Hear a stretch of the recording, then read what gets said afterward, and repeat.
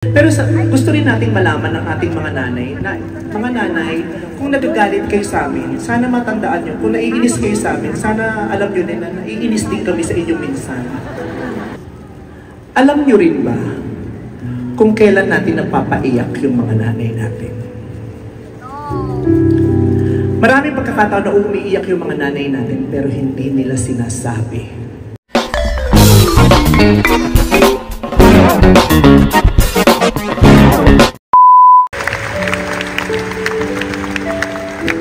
Sa mahabang panahon, yung totoong reyna, minsan para siyang tagapagsilbi. Hindi niya nararamdaman na reyna siya. Para lang siyang tagapagsilbi. Tagalinis ng bahay, tagaplansya ng damit, tagasilbi ng mga anak niya. For the longest time, you have been feeling that, I know. Pero tinitiis na yun. Kasi, that's what real queens do. Di ba, real queens, hindi sila nagre-reklamo. Gumagalaw lang sila. Yun ang mga reyna sa totoong buhay. Yung mga reynanay natin sa tahanan. Kaya lahat ng mga reyna dito, na mga kasama nyo, yung mga reyna ng tahanan nyo, yung totoong reyna ng mga buhay nyo, pero nahihiya lang kayong iparamdam o nakakalimutang iparamdam. Tingnan nyo sila at sabihin nyo, hey, you're my real queen. Don't be shy.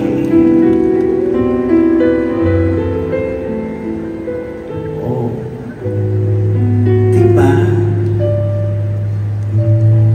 Congratulations. Our summa cum laude for batch 2023.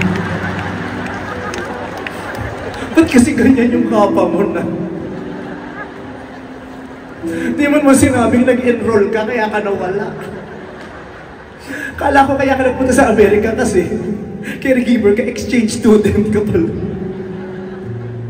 O hindi, maganda yan. Michael Leva gumawa niyan, Dad. Maganda yan. Ha? Sabi niya, para akong baliw dito. Ano ka ba? Reyna ka nga, umaarte ka. Kanina umiiyak ka, ngayon nagre-reklamo ka na naman. Yung mga reyna mareklamo din minsan. Oo. Ito yung nanay. Mahal na mahal ko to. Sobrang pagtitiis nito. Diyos ko, nagpapaalipin to sa amin araw-araw. Maraming salamat. Kahit sinabihin mong huminto, tantanan, kumalma, ayaw, galaw ng galaw. Ba't ba ang likod-likod ka?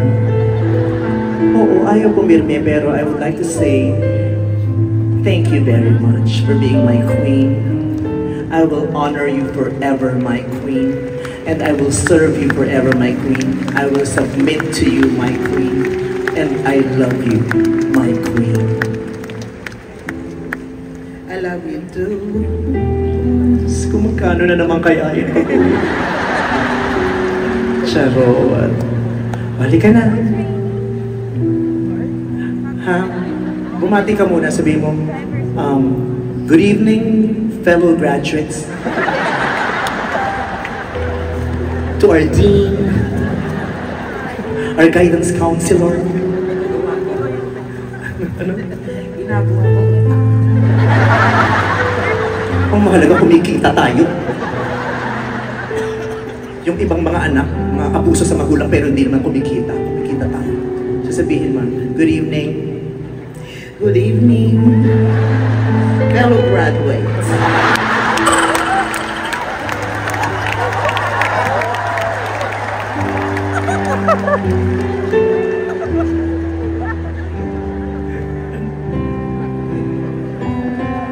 Hindi ka naiihi siya. May sakit kasi ito, kahit saan naiihi ito. Yung sipo-sipo rin, tinanggalan. Yung catheter. Mabilis lang to. Sabihin mo lang, congratulations, we made it, batch 2023. Tapon mo yung corona mo. O, upo ka na nga muna. Huwag kang iihi dito, nakakahiya. Ano mo yan? Susuot mo yan. Hinggat hindi ka napipicture ng photographer, hindi ka tatanggalin yan. Oo. Kasi mamaya, pagkatapos yung show, igaganon niyo pa yung ano dito, yung tassel. Hindi ka patapos.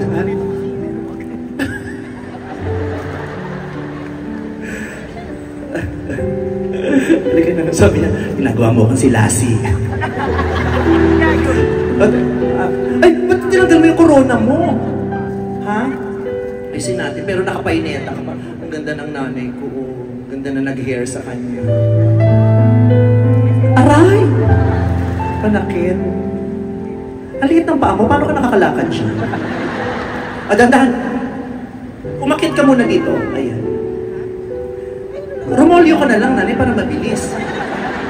Ay, palakpakan niyo yung reyna ng buhay namin, pamilya. Mahal na mahal ko yan, sobra. Mahal na mahal ko yan. Kaya naman, at saka napaka-ano yan, napaka-hardworking.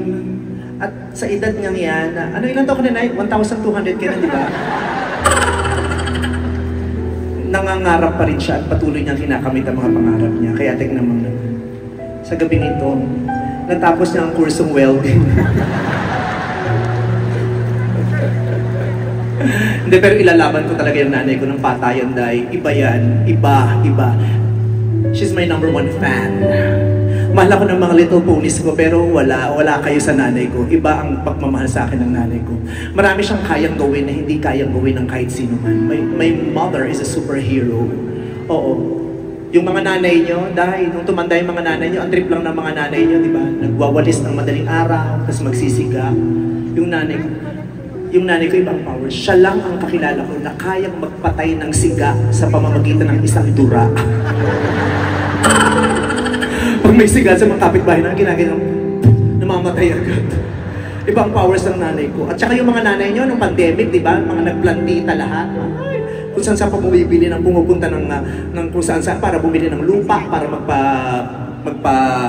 magtanim ng halaman. Yung nanay ko kayang magpatubo ng puno kahit sa marmol. Iba. At saka yung nanay ko ngayon, ibang talent, kayang-kaya niyang magpababa ng bill ng Meralco gamit lamang ang asukal. Oo, pag malapit ng mag-reading, yung taga-Meralco sa kontador namin, yung kontador namin nilalagyan niya ng asukal para langgamin. Kasi pag nilanggam yung kontador, mga geologists lang nakakaalam nito, pag nilanggam yung kontador, papasok yung langgam dun sa loob, tapos sasakyan niya yung kamay ng metro, bumabagal yun. Gawin niyo yun, lagyan niyo ng yung Meralco niyo. Pag nilanggam yung mababa yung bill niyo. Oo. At talaga yun ay tinuturo ko sa inyo, di ba? Oo, iba yung nanay ko. Dati-dati natatanda ko pa, nung nabully ako sa school, may nambugbog sa akin sa school. Umuwi ako, sabi ko, Nay, nabully ako, binugbog ako. Sabi ng nanay ko, akong bahala. Lahat ng nanay, pag nabully yung anak nila, pupunta ng eskwelahan, pupunta sa principal o sa guidance counselor maglereklamo. Iba yung nanay ko. Nung nabully ako sa school, yung nanay ko pumunta sa school. Tapos nag-member ng fraternity. Sabi niya, respect niya yung mga anak ko. Oo, yan ang pinakamatandang miyembro ng Alpha Kappa Rho. Akro yung nanay ko dati. Hindi. Iba talaga yung nanay ko. Iba. Pero aminin nyo, kahit saan tayo nanggaling, kahit saan tayo mapunta, anumang klaseng tao tayo, lahat tayo naniniwala na ang totoong mga reyna ng buhay natin, mga nanay natin. Diba? Anumang mga kabwisitang ginagawa natin sa buhay nila, hindi nagmamaliw ang kanilang pagmamahal, kahit nabibwisit ang mga nanay natin sa atin. Pero gusto rin nating malaman ng ating mga nanay, na mga nanay, kung nagagalit kayo sa amin, sana matandaan nyo, kung naiinis kayo sa amin, sana alam nyo na naiinis din kami sa inyo minsan. Nakakabwis din kaya mga eksena nyo. Diba, minsan may mga pagkakataon na parang nare-realize mo, parang mas mahal ng nanay mo yung mga ibang tao kaysa sa'yo. Na-experience niyo ba yun? Yung parang mas mahal ng nanay niyo yung bisita kaysa sa inyo. Aminin niyo, pag tayo sa bahay, pag kumakain tayo, paghahanda tayo ng mga nanay natin, pero pag gagamitin natin, lumang plato, kahit pingas-pingas na, lumang kutsarang tinidor, kahit dalawa na lang yung kamay ng tinidor, di ba? Puro luma, di ba? Pero pag darating ng bisita, tangina ilalabas lahat ng bagong plato sa platera. Papagamit mga bagong gamit. Parang isip, bakit mas mahal nila yata yung bisita kaysa sa amin? Di ba? Ang daming ginagawa ng mga nanay natin, parang mas mahal nila. Tapos yung mga nanay natin, isang double standard din. Ang dami niyong tinuturo sa amin ng mga magagandang asal, pero kayo rin naman ang bumabalik. Sasabihin niya sa atin, o anak ha, ayaw kitang lumaking sinungaling. Sasabihin ng nanay ko sa akin, anak, huwag kang lalaking sinungaling. Okay po, okay po. Pero pag may dumating na naniningil, aling pakita, sasabihin mo, wala ako. Huwag daw ako lalaking sinungaling, pero pag may maniningil, kailangan ipagsinungaling ko siya. Tapos sasabihin, o kayo mga bata kayo, huwag kayong lalaking kriminal. Huwag daw tayong lalaking kriminal. Pero pag nag-away-away tayo mga kapatid, sila pa siya, tangin na nyo, nag-away-away kayo, itong kutsilyo, magpatayan kayo. Okay lang pala maging kriminal, basta kapatid mo yung papatayin mo. Pero pag ibang tao, hindi pwede. Di ba? Kaya hindi ko maintindihan talaga. Tapos sasabihin niya, oh, kayo babata niyo pa, huwag kayong lalaking tamad. Hindi kayo asensing pag lumaki, pag mga tamad kayo. Huwag daw tayong lalaking tamad. Pero sila, remote control lang, nasa tabi nila, papaabot pa. Pero hindi, joke lang. Mahal na mahal natin ang mga nanay natin. Kaya naman sa gabing ito, lalo na yung may mga kasamang nanay kanina, di ba yun yung pamilya, kasama yung family, maganda yan, na sinamahan mo yung nanay mo dito kasi alam mo mapapasaya niya, mapapasaya mo siya pag sinama mo yung nanay mo rito. What's her name? Marnie. Okay. Alam mo ba na dahil kasama mo yung nanay mo rito, uuwi kayong masaya yung nanay mo? Alam mo ba kung paano mo mapapasaya ang nanay mo? Paano mo napapasaya ang nanay mo? Tayo ka nga. Kanina ka pa nakatayo. Ako kanina pa ako nakatayo. Ayan. Paano mo napapasaya ang nanay mo? Huwag mo nang kunin. Natapak ko na ako aking kinito ka. Di ba gagana to pag hawak ko? Gago to. Charot. Paano mo mapapasaya ang nanay mo? Yung mga tinuturo niya sa amin, ng mga bata, yan, susundin namin. Maging mapagmahal, maunawain. Pag sinusunod mo ang mga sinasabi ng nanay mo, alam mo napapasaya mo siya. Opo. Lalo na ngayon, syempre matanda na sila. Yan. Alam na namin yung tama't mali. Dapat kung ano yung tinuturo nila, susundin namin. Wow. Iba. Iba itong pamilyang ito. Ikaw ate, paano mo napapasaya yung nanay mo? Namatay na po yung nanay ko nung March. Gusto mo siyang mapasaya? Sumunod ka, alagaan mo siya doon. Paano mo siya mapapasaya ngayon? Namatay na siya nung March. Ay, di joke lang, pinapatawa lang kita. Sorry to hear that. Okay lang namatay yung nanay mo nung March. Yung lolo ko namatay a few years ago. O di at least tayo namatayan tayo, di ba? Okay. Pero nung nabubuhay siya, paano mo siya pinapasaya? Sundin lang lahat ng gusto niya, ng mga tinuro niya, gano'n. Pero hindi mo sinunod kaya namatay siya? Tama.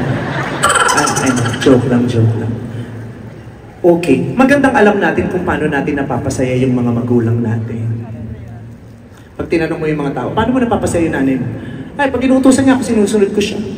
Paano mo napapasaya yung nanay mo? Ay, nag-aaral ako mabuti. Pag may honor ako, napapasaya ko siya.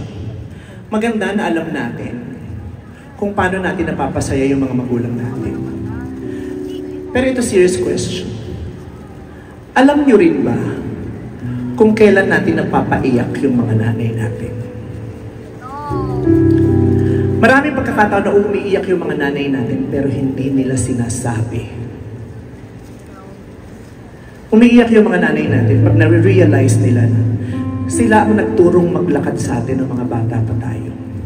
Sila ang nagturo na magsintas ng mga sapatos natin. Pero nung lumaki na tayo at kaya na nating magsintas mag-isa at kaya na nating lumakad, hindi sila ang gusto nating kasama sa mga lakad natin.